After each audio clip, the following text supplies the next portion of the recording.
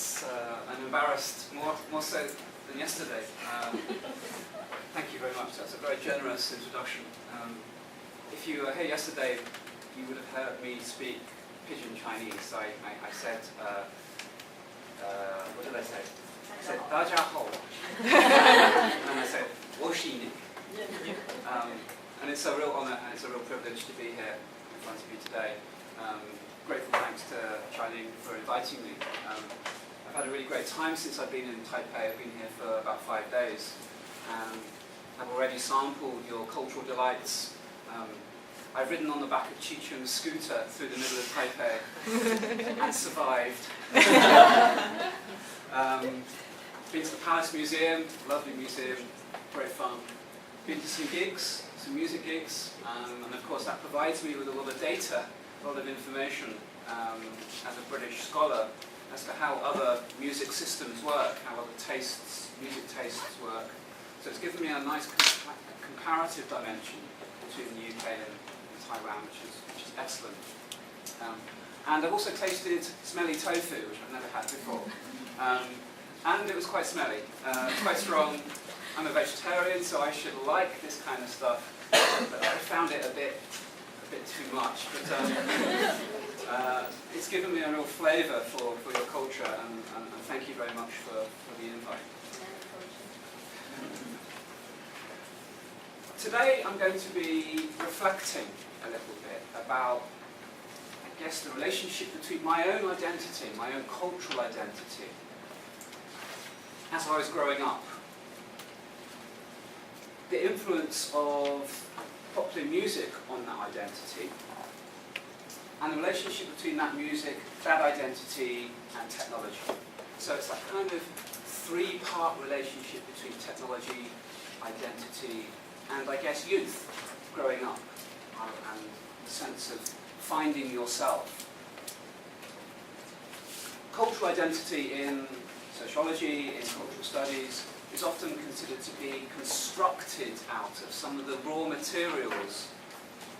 cultural materials that are provided by the culture industries. So for instance, we often assemble our identities through the raw materials of cuisine, fashion, style, and music. And in Britain, music is very, very important to young people's identity. It really is a very significant strand in the way in which young people make their identities, construct their identities, and assemble their identities. And you get a sense of that if you watch the Olympics, particularly the opening ceremony of the Olympics, where the role of music was incredibly strong to the spectacle, to the spectacle of the opening ceremony. And there was some controversy around the opening ceremony because the director, who's a guy called Danny Boyle, who's a famous film director in the UK, who directed quite a controversial film set in Edinburgh, which is where I live, called Trainspotting. Yeah, you've heard of that. It was controversial because it presented a very different version of Edinburgh to the one that tourists see. Most tourists, when they get to Edinburgh, they see the castle, and they have some shortbread, and they get wet because it's raining all the time, and then they go and see the Harry Potter cafe. Because J.K. Rowling lives in Edinburgh, she used to write some of the novels in Edinburgh. So that's one version. We call it the chocolate box version, or the shortbread version of Scotland. Tartanry, the Highland Games, that version, the official version that you get through consuming the tourist commodities.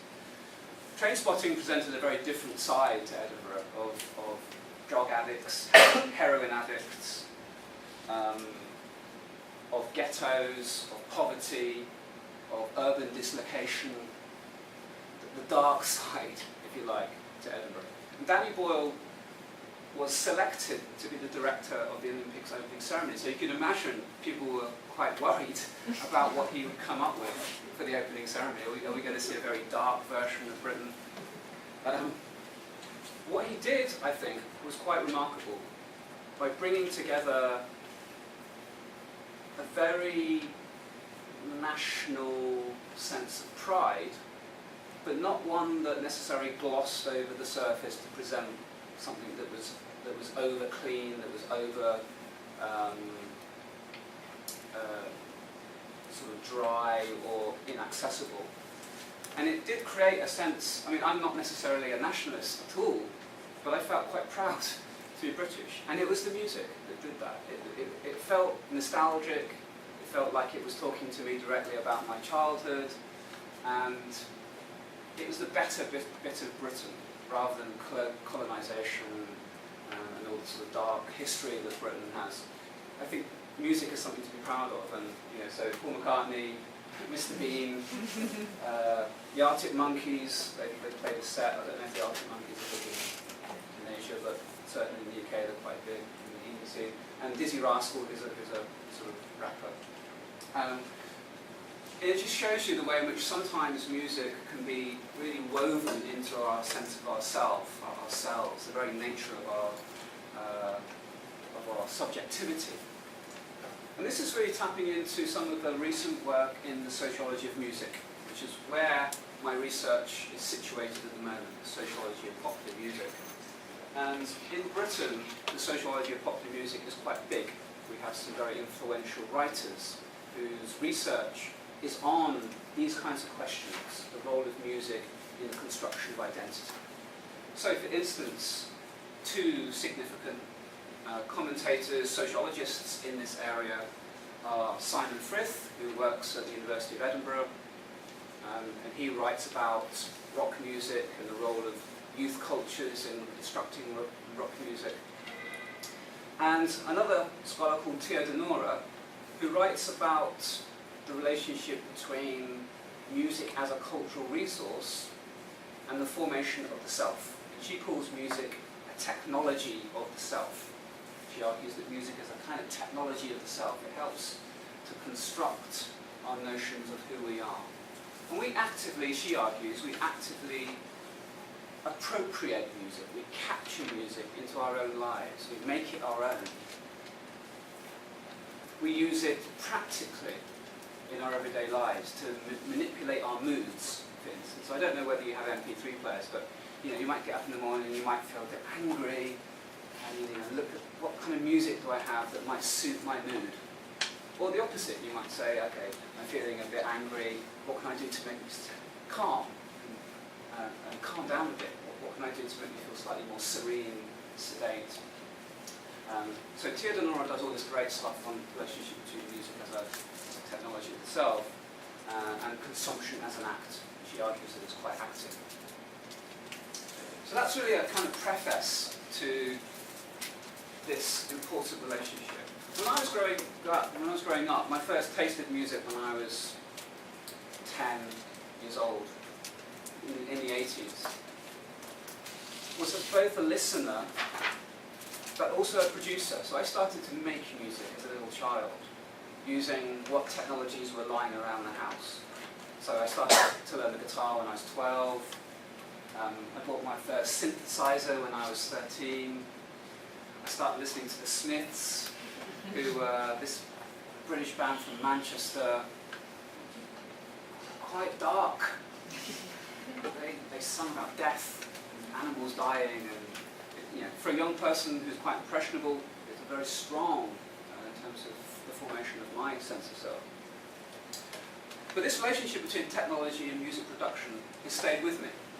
All these years later, I feel myself drawn to this question of how it was that technology allowed me to express what I was feeling as a young boy growing up in the suburbs of London.